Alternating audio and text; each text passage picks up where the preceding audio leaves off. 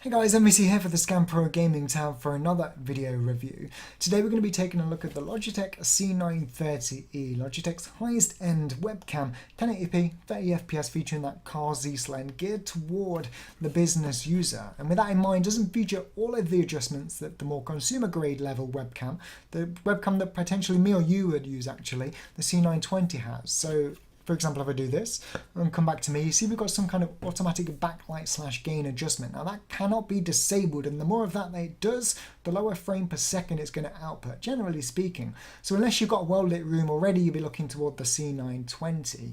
But hopefully we're going to look at the two, compare the two feature sets on the two webcams and decide for you which one you should be going for. So we're going to jump into a product overview, have a look at its use in OBS, the free software allowing you to stream your gameplay to Twitch TV, before jumping into my final thoughts, feelings and conclusions right at the end. So hope you enjoy the video and we'll catch you at the end. The Logitech C930e is a business grade webcam supporting Windows 7, 8 and macOS 10.7 or higher. It's a full HD 1080p 30fps webcam with up to 4x zoom and a car Z lens for extremely clear image quality. Now, one of its biggest selling points is its 90-degree field of view, a huge step up from the C920, and on top of that comes with autofocus, built-in dual stereo mics, and Bright Light 2 technology, which, although does provide a clear image in a variety of lighting environments, including low light, cannot be disabled, which is something we'll get into shortly. Now, on the underside of the webcam, we do find the tripod-ready universal clip fitting laptops or your monitor, and in the box we do get an external privacy shutter and 3-year warranty. So test number one is going to be the FOV difference. Look at Toothless over here and look at the webcam box on the bed. This is currently the C930e and I'm swapping over to the C920.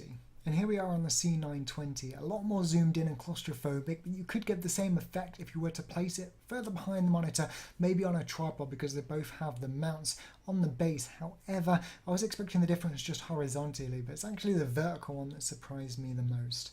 Anyway, let's have a look at the software.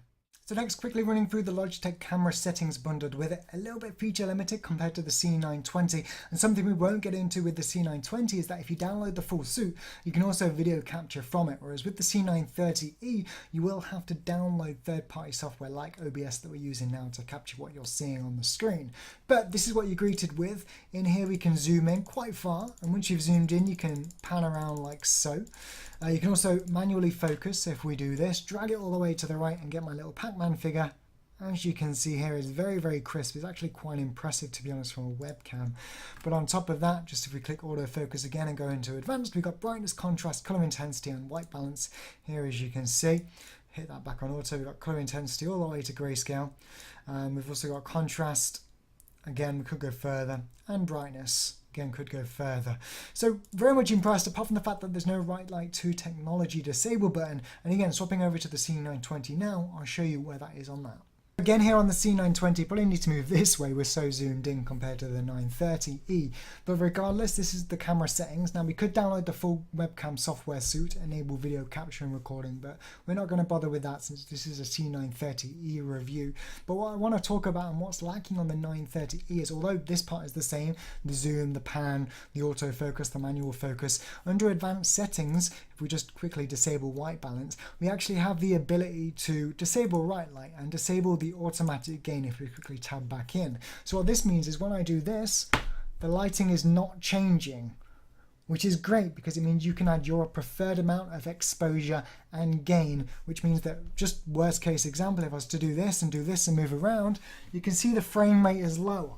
This is kind of the effect that Bright Light 2 will give beyond a certain point. Now, whilst Bright Light 2 is a little bit better implemented than Bright Light 1 technology when it's automatically enabled here, it still is a bit of a pain because you're always going to get the constant adjustment when you're flailing your arms around on the C930e, whereas you can disable it on this and just set a specific amount. And that's what I like, and this is where it's probably going to sway you from one to the other.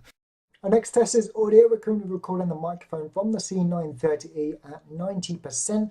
It's about a foot away on top of my monitor, and this is how it sounds. But over to the C920. And now talking into the C920, it's about a foot away, volume's at 90%, and right sound is currently enabled. But if we disable it, This is how it currently sounds. Again, 90%, again about a foot away.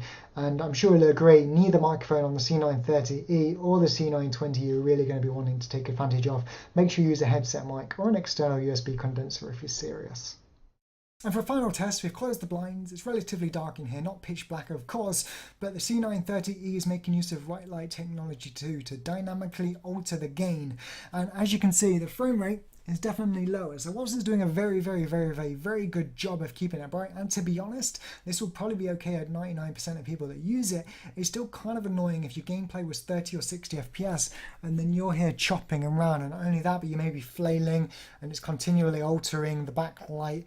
Not ideal really, whereas on the C920, if we swap over to that, then even though with white light technology on the C920 enabled we're still very choppy, what we can do is go into the window capture and disable white light, and then look at it now, way smoother already. And we can go a step further, we can turn off the auto white balance, we can turn off the gain, now we do it even smoother, and we can turn down this a little bit, turn down this a little bit, and this would be fine for a gameplay stream. I just wish this setting was on the C930e, the ability to adjust that, and then it would be the perfect webcam. But as it stands, some of you out there that's occasionally gaming this lighting, you might want to be able to turn it off to make it look like this, as opposed to like this with bright light. So yeah, that's that.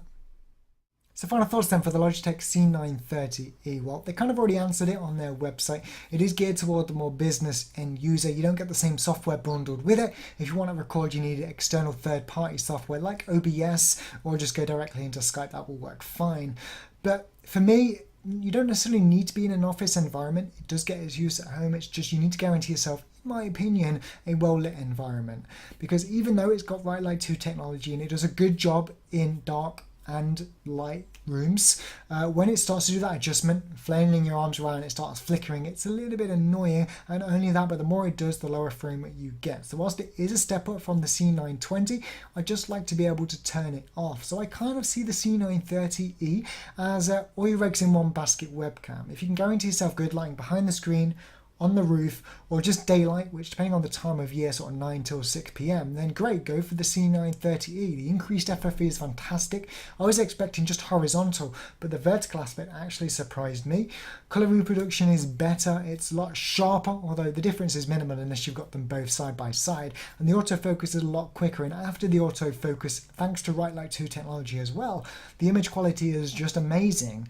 But if you don't want to put all your eggs in one basket, or maybe you can't guarantee yourself a well-lit room, or you're just not sure, the C920 presents the safer bet. And up until the C930e, the C920 is best in class on market by a long way. Now that's not to say that these two webcams are perfect. I mean, firstly, again, being unable to disable that technology is kind of annoying, but secondly, I think we're about at the time where 60 FPS should be becoming standard. So I'd like to see in the next iteration of a Logitech webcam 60 FPS, because I honestly think these cameras are unbeatable. And if you combine the two aspects plus 60 FPS, we could be en route for the ultimate webcam. But right now it's kind of a stepping stone, and I think you're going to be happy with either one. It just comes down to your needs really.